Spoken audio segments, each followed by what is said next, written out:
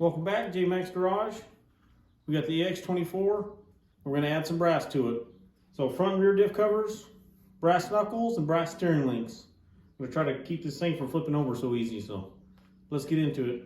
Here's all the brass for the AX24. We're going to go ahead and throw all this on here. We got hubs, front and rear diff covers, brass steering linkage, then these brass hexes for some added weight. So we're going to try to get some weight down low so this thing won't flip over so easy. So we'll throw it on there and see what it does.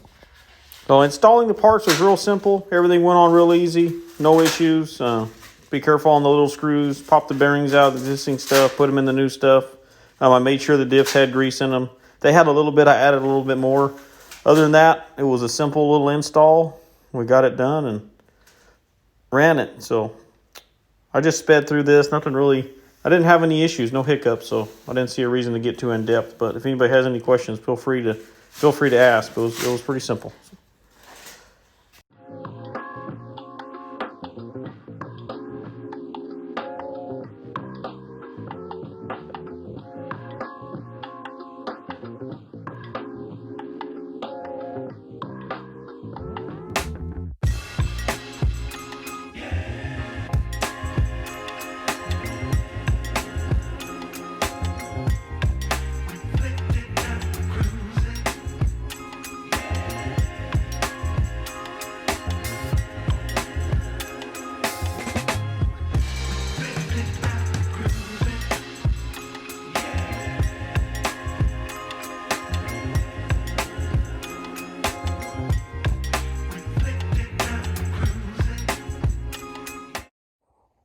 All right, so we got all the brass installed. So we got front and rear diff covers.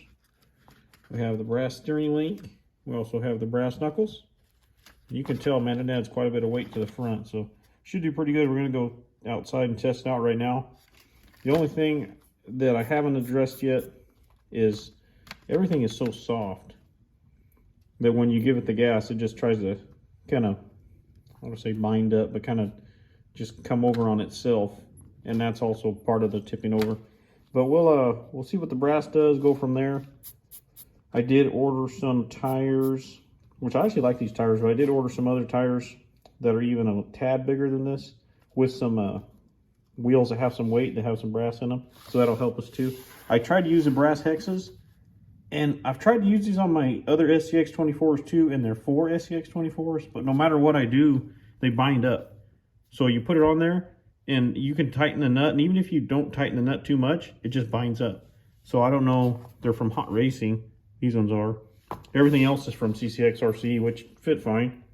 But these Hot Racing hexes, this weighted brass hexes, they haven't worked for me. Most of the metal wheels, they won't go on, and then they'll go on the plastic wheels, but they just bind up, like on the bearings for some reason on this backside. So I've been trying to use them on, I bought them a while ago, but I haven't found anything I could actually use them on.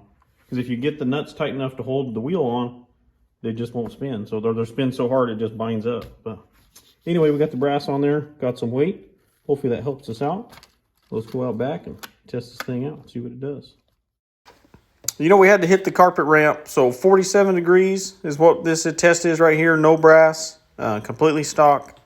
Yeah, and this is all we can do is 47. We tried 48, 49, 50, 46.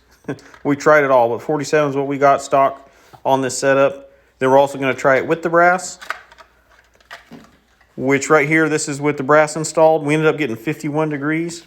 So 4 degrees increase, which is a pretty good increase. Still does not do as good as my SCX24 Gladiator, which I think we got 58 or 59 degrees. But 54 will take it. It's way better, and we're still working on it, so we'll keep improving. So we went out back to the same lines we did before the brass to see how it did, and man, what a difference. It still will flip over, but it's not nearly what it was before. I couldn't even make it to this point. You see the front end is lifting, and I think it's mainly that torque twist. The suspension is so soft, those springs are so soft, and there's so much flex, which is great. But every time you get into bind, especially when the wheels are turned, it just like right there, it just wants to flip over. So the other negative I noticed, not that too much flex is a negative, but when you get in a bind on the rear steer, the servos are weak. Like they seem real quick and they seem fine, normal driving, but if you're up against a rock, man, those things, especially the back, it will not move. So definitely need to look into those. I might just get some Emaxes or something.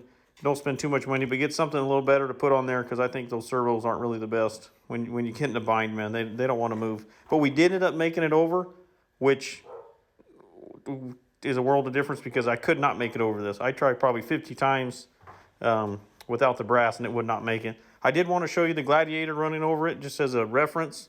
This is the CCXRC Gladiator, has Endura motor, has the same amount of brass, and it also has the extended hexes to give it a little width. And then this is the backside, running up the backside. I couldn't go hardly up this at all with no brass. So this is quite a bit of improvement here. Again, I didn't make it all the way up. I'm trying to mod this thing enough where I do get all the way up. It's pretty steep. Hard to tell in the picture, just like anything in the video, just like anything you can't tell in the video. But it's pretty dang steep. Couldn't make this one either, but it is getting better. Not exactly where I want it to be, but I'm feeling like we're going in the right direction. So we're going to keep going for it and see how it goes.